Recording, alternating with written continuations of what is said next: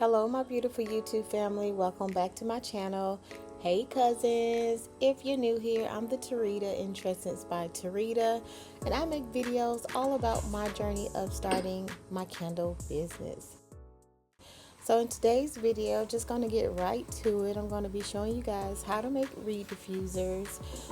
Unfortunately, I'm going to be doing a voiceover for this video. When I was creating this, I just wanted to get it recorded and think about the instructions and verbal communication after the fact. So for reed diffusers, you will need a reed diffuser base. You will also need fragrance oil. You will need some type of funnel if you're going to be pouring this into jars, because the mouth of the jar is kind of small. So I'm just going to tear out my scale. I have my formulation right here on the side of the scale with me. So I'm just going to tear this out. If I was making more than one reed diffuser, I would pour all of my ingredients into a batch and then just fill up my jars. But because I'm only making one, I'm just going to fill it directly into the bottle. So what you see me doing right here is just cleaning out my funnel, making sure that it's clean from the last time I used it. And this is 99% alcohol. So just cleaning this out, making sure that there's no residual fragrance left in the jars. I'm going to fill my jars, all of my jars up with the base first, and then followed by the fragrance oil. For my reed diffusers, I use about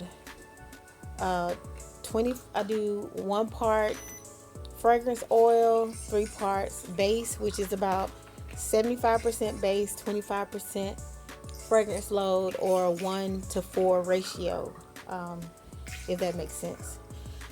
And to ensure that my diffusers smell amazing, I only use fragrance oils that allow a 20% or more load based on the IFRA regulations.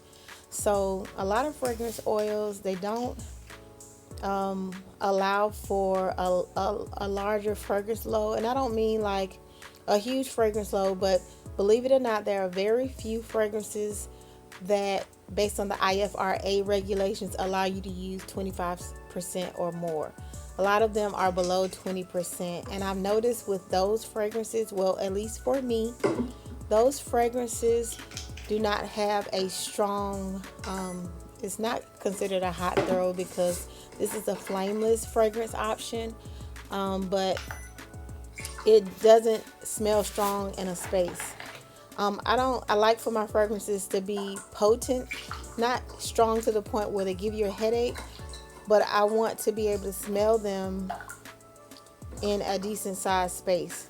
Even though reed diffusers aren't intended to really use in an extremely large space, what I've tested these in are like smaller areas, like my small office space.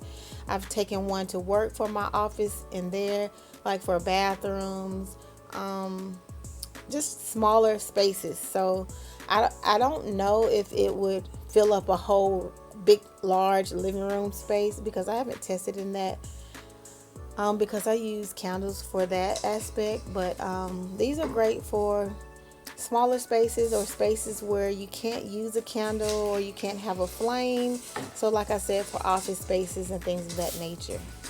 So what you saw me do was just put my this is the top for my reed diffusers, like a cork style. But what you saw me do is pour my base, followed by my fragrance oil, and now I'm just putting the stopper in, and I'm going to shake that up to mix it all together. And pretty much that's it. It's as simple as that. It's just pretty much 2 ingredients, a nice jar, a stopper, and then reeds. So for my reed diffusers, I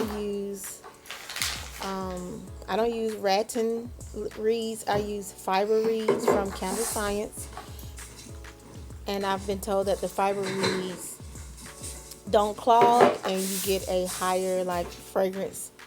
Like, and I use 6 fiber reeds in my reed diffusers. So that's it, you guys. It's just that simple. And so then I will repeat this for the remainder of the vessels that I have to make a reed diffuser with.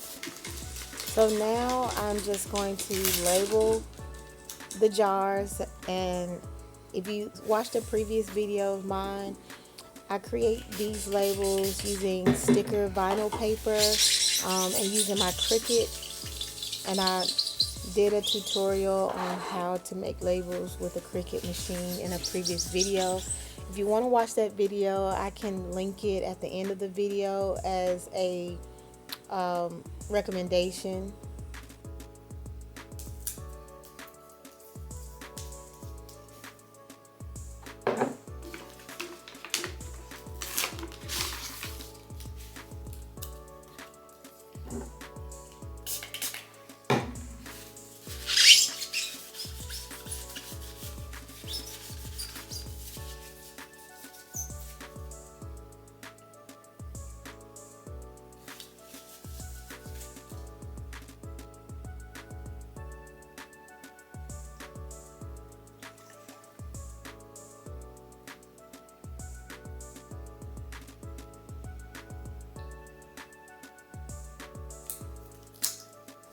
And that's pretty much it, you guys.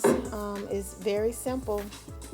Please don't forget to like, follow, and subscribe to my channel. It really means a lot to me and keeps me motivated to continue to post videos.